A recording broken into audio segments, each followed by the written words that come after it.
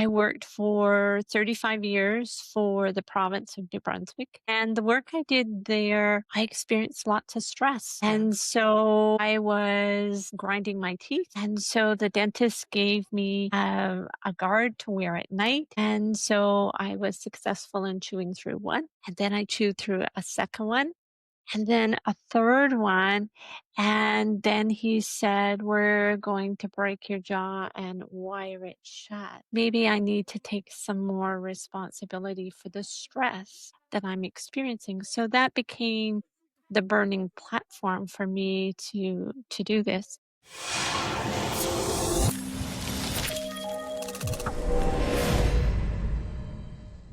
Welcome to the Genius Talk podcast. I'm your host Atul Raj from the bestemailmarketer.com, and today we have Barb Fletcher with us. Barb, thank you so much for joining. Thanks for having me. Okay, so for our listeners who don't know you, can you tell them who you are and what do you do? So my name is Barb Fletcher and I live in Canada. I'm a coach. I help people with stress, building resilience to help them become more productive and more focused. Okay, that's great. So I'm curious, like what inspired you to become a breakthrough specialist? Well, it was something that happened to me that encouraged me to take the training. So this is an encore career for me. I worked for 35 years for the province of New Brunswick. And the work I did there, I experienced lots of stress. And so I was grinding my teeth. And so the dentist gave me a guard to wear at night. And so I was successful in chewing through one.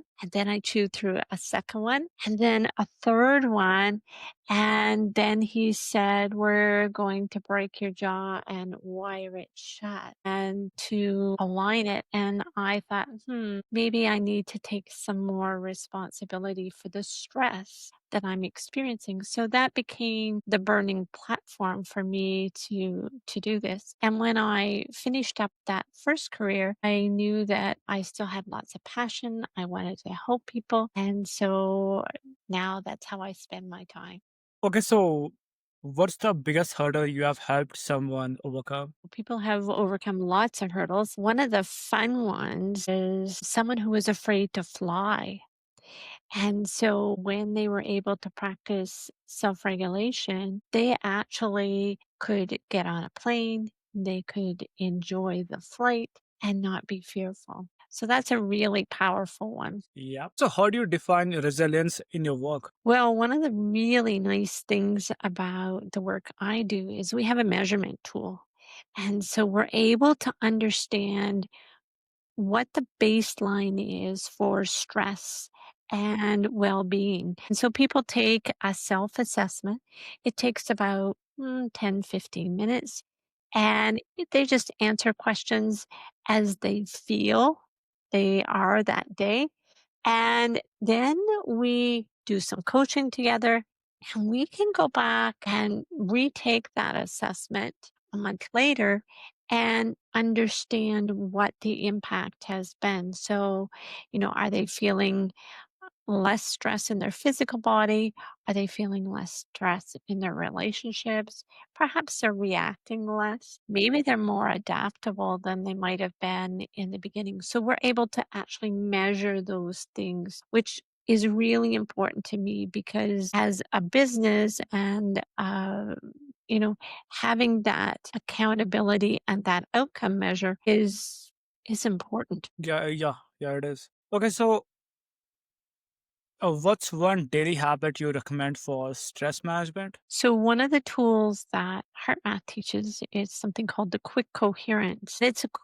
And it, by virtue of the name being quick, means you can do it real time, any place. And so that's one of the practices that I use daily. And so for clients who work with me, they can practice it. In fact, this morning I was speaking with someone who has a very full day, but she's going to practice it when she's driving. So you can practice it when you're in a meeting. You could practice it sitting in traffic, when you're in an elevator. You can carve out some purposeful time to actually do the practice. And it only has 3 steps. The hardest part of this tool is actually remembering to do it. It's not how complicated it is. And we know that stress doesn't always show up at a convenient time. So I would recommend the quick coherence. And what it does is actually quiets the nervous system and allows us to think more clearly, to act in a way that we really want to act. And so it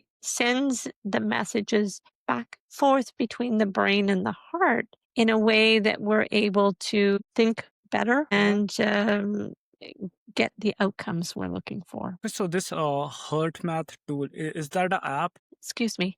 There is, in fact, an app. There's a biofeedback that you can clip onto your ear to measure. So it measures something called heart rate variability. And that just measures the difference between the high and the low heart rate. And so you can practice it with the app or you can practice it without. And I think what's important is for people to be able to practice it. So if you're sitting in a meeting and the meeting is very stressful, it's good that you don't have to have any tools to practice. You can practice without them. Okay, okay. Okay, so if our heart rate is high, which means we are stressed, right? So a high heart rate can be either could be excitement, Mhm. could be purpose, could be passion.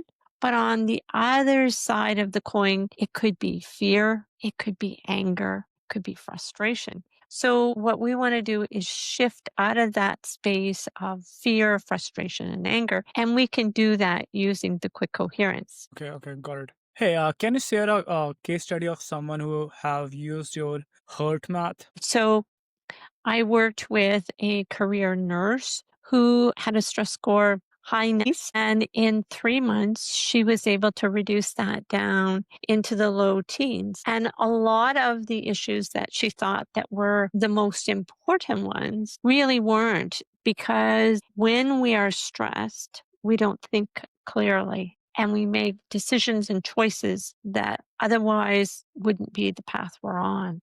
So she was able to, with some consistent coaching, actually reduce her own stress and things improved around her, including one of the interesting one was she felt a high stress as it related to her financial situation. And so what was interesting was she didn't have any more money at the end of the 3 months but her perception, which was being driven by the stress she was experiencing, changed. Okay. So, how do you help teams build harmony under stress? Well, one of the things that happens is if a leader shows up and they're incoherent, they're not in that state of flow, people around them, even if they have a smile on their face, actually feel the difference. So we've all been in a situation when we have a conversation with somebody and they say, "How's your day going?" And they say, "Fine." And we know it just doesn't feel like fine at all. And so, first of all, we start with the leaders. We got them on side. And then by the whole team actually gaining coherence, understanding what it's like to be in the flow, we create more understanding, more vulnerability. People show up for one another.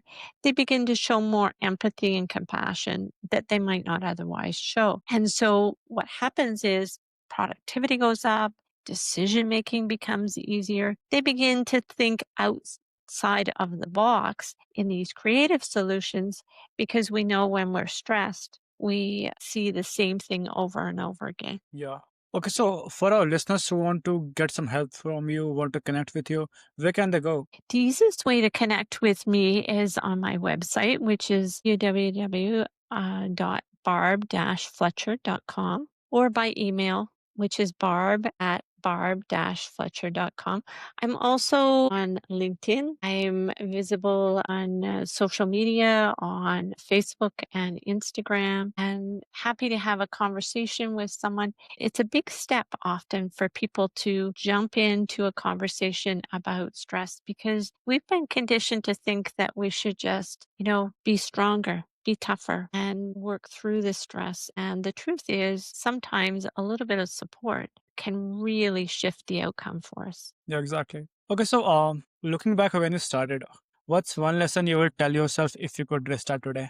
I would have started earlier. So I didn't learn these lessons till I was in my 40s. And so I'm delighted to speak to younger people who learn these lessons early on. And because I know that they will not experience the same unwellness or continued stress in their bodies the same way that I might have. And children pick these things up really quickly. So my interest is empowering people to feel better sooner. Okay.